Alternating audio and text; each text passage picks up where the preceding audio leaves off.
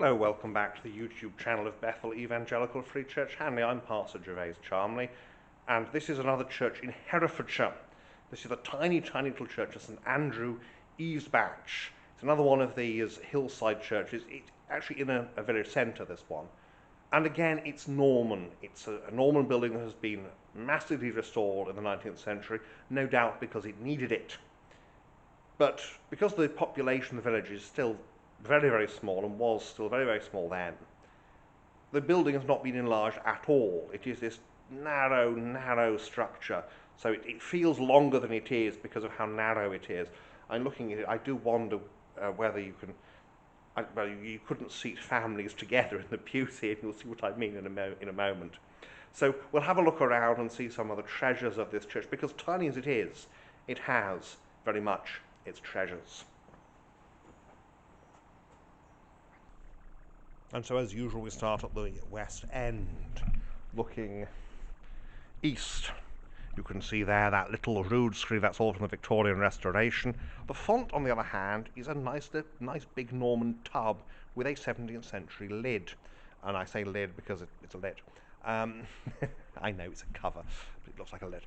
And up here we have this really rather surprising 17th century memorial.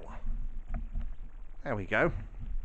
This is in memory of Margaret Dobbins, the daughter of Edward Vernon of Sudbury in Derbyshire, and she was the wife of Robert Dobbins of the Middle Temple, London. I'm translating the Latin here, and I'm amazed I can do it. And he was the patron of this church. She died on the 26th of October 1658, and the epitaph is in English. Here lieth a mother in our mother's womb, who to her only child did prove a tomb. Thus heavens did decree that she should have a son, heir of her body and her grave. Though she a mother was, she did begin. Strange, not till after death, for so lie in. More for to tell you who what here doth lie, would prove with beauty, and she before must die. There she is with the child, who obviously died whilst still pregnant, and tragic. And I'm given the memorial given its shape, etc. There's a lot of money here. So this is an Lawyer of the Middle Temple. Then on the other side, we have a somewhat plainer memorial of similar date and style. And I'm not going to try and read that one. And this is what I mean about the seating. Look at those pews. You have 2 kneelers in each pew. That means that you can have 2 people per pew. You might be able to get 3 children in a pew, but only on one side, because the pew's on the north side. Sorry, no, on the south side rather. The pews on the south side are wider the other side of the entrance than the pews on the north side. A nice embroidery there of St Andrew, the fisherman. And here we have the war memorial. William Herbert Shook of the King's Shropshire Light Infantry, killed in action in France, September the 5th, 1916, aged 19. The pulpit looks very old. I do wonder, I mean, if this is 17th century and altered, or if it may even be medieval. It's a very old, dark wood there, old oak. The screen is Victorian and leads us into the simple chancel. And here everything has been very much done by the Victorians. The most notable thing is the Kemp stained glass window. Now, C.E. Kemp is very, very well known. I don't like him very much, but that's a matter of personal taste, and this is not too bad. The angels adoring the risen Christ is the... Now, we have here, this is a This is Victorian, but it is an Easter sepulchre, which tells us something about the churchmanship here. The arch here leads into the vestry, which obviously is the vestry. We have a piscina, Victorian, and dropped sill sedilia, also Victorian. Looking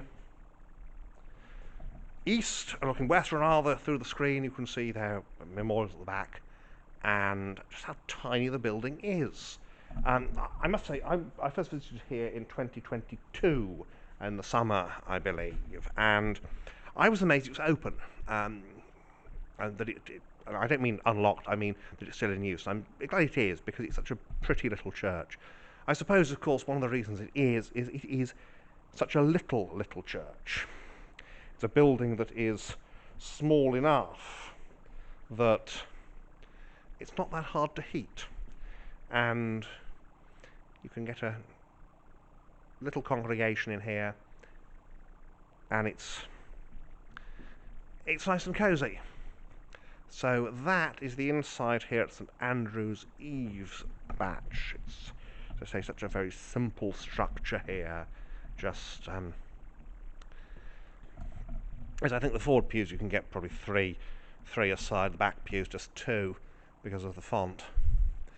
But there we are. So let's have a look outside. And so now we're outside at St Andrew's Evesbatch. You can see how tiny the building is here from the outside. You get the whole thing in the picture. It was restored in 1877, and that's where it gets much of its present appearance from, including although it would have had a belfry, it wouldn't have been quite so neat and a little bit twee up there, but that's, again, it's very typical of this area, that if you don't have a tower, you get a little belfry like this. So we'll have a look around the outside and admire this beautiful little building, which I do love very much. There are bigger churches than St Andrew's, and there are more historic ones, but there are not many smaller ones. There are smaller ones, but not many, because it's not just that it's fairly short, it's also very narrow. Some slates slipped up there. It's Norman originally. You see these rubble walls that would originally have been rendered and then whitewashed, and the windows are Victorian and probably replacing 17th, 18th century ones rather than Norman ones, because I think the Victorians would have kept a Norman one. There's the big house up there. The wall here has been rebuilt. It's something you often see around here. If you just see up there, you can see the bees. There's obviously bees, honeybees, nesting in the belfry. And church bees are not uncommon. I'm sure some churches have... Oh, there's a squirrel. I'm sure some churches have capitalised on it by selling honey, but that's a good idea, actually. So here we see again the turret, quite a lot of greenery on the north side. This great big bush, shrub has grown up, so can't see through there to where I presume the north door would have been. And the north doors are normal, as you can just see evidence of a north door in there, but it's all covered by the undergrowth. Vestry, of course, is Victorian, 1870s, and that's all you can see of the north wall. Wildflowers, I mean, look at that. Wildflowers in the graveyard. It's a beautiful spring day, life returning. It's Easter Monday today. Christ is risen indeed, and the graveyard of a country church is a wonderful place to contemplate these things. So this is St Andrew's Evesbatch, one of the most beautiful little churches in Herefordshire. Beautiful for location, beautiful for tininess, beautiful for just about everything that you might want to think about and mention but with a rather uneven churchyard that has been trying to turn my ankles. So that is the outside here at Evesbatch. So there we have it, Evesbatch, St Andrew's, little Norman church here in deepest rural Herefordshire. Not very far from the Worcestershire border, but very Herefordshire here, with the hills and valleys. This is sort of back and beyond type village, and very, very pretty. It's in the broader, the Froome Valley, and as with the what should be the previous church, Acton, Beecham, Froome Valley churches. And it's a beautiful part of the country, and a lovely place to spend a Bank Holiday Monday. So thank you for watching, and may God bless you and keep you until next time.